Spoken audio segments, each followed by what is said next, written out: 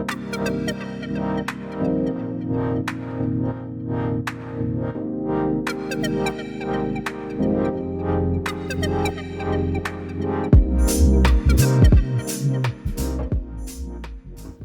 always characterize yourself as an optimist, and we've had a number of interesting discussions because I characterize myself as less of an optimist. Given the state of the world these days, given what we're looking at in these last months and even years, almost going back to Brexit for me is the marker of the change in the world. Why are you still so optimistic?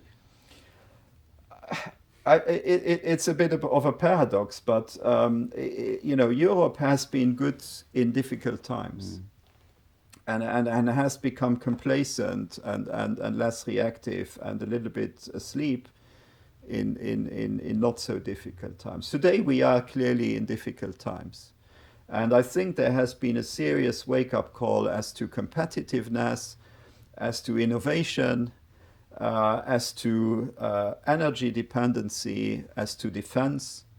But all those can be positive for Europe. If we develop a serious defense industry, it's good for the economy. If we invest in renewable energy and want to become less dependent and must become less dependent on the rest of the world, again, it's good for the economy. If we acknowledge that we need to do something about our competitiveness, it is good for the economy and then good for society. I think Europe has a good social protection, and Luxembourg has a particularly good social protection when it comes to medical expenses, when it comes to also pensions, and other state solutions for its inhabitants. But of course we need to maintain this, and in order to maintain all this we need growth, we need a very good economy. And in these difficult times I think there has been a wake-up call. The Commission has also recognized that Europe is over-regulated, finally. We are all suffering from this, including us regulators that have to apply the huge rule book, and not always easy to navigate rule book, and has now already published 10 or 11 omnibus packages aimed at simplifying regulation with clear cost benefits. And I think this agenda needs to continue and needs to accelerate alongside the Savings and Investment Union, which itself is the successor project to the Capital Markets Unit, a union project launched already many years ago by Commissioner Juncker. And the Savings and Investment Union has a good basis to succeed, which are the huge savings of people sitting in savings accounts.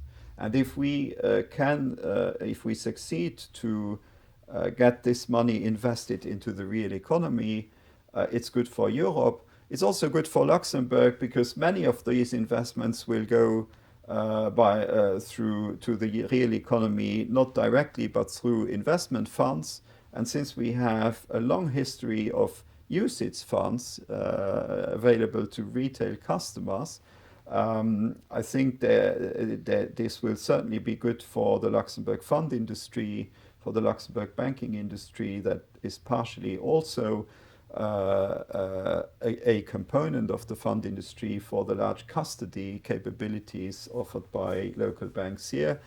And so all in all, I see lots of opportunities there for Europe to become more competitive as it used to be, for growth to come back to Europe post-COVID, post-Russian war of aggression, and post the Iran shock now. I think we can succeed if we now invest in financial education, in launching simple savings products to transform this cash into real economy investments. It's all very feasible, And certain countries have already shown how it could be done. Another point that we need to work on everywhere in Europe is the pension issue. Mm-hmm. And I think there, you know, the development of the second and third pillar are going to be crucial. But again, this means money that is going to be available for investment into the real economy through the second and third pillar pension plans, and that's a positive. So that's why I remain optimistic in this very challenging environment. So crisis breeds opportunity. Yes, absolutely.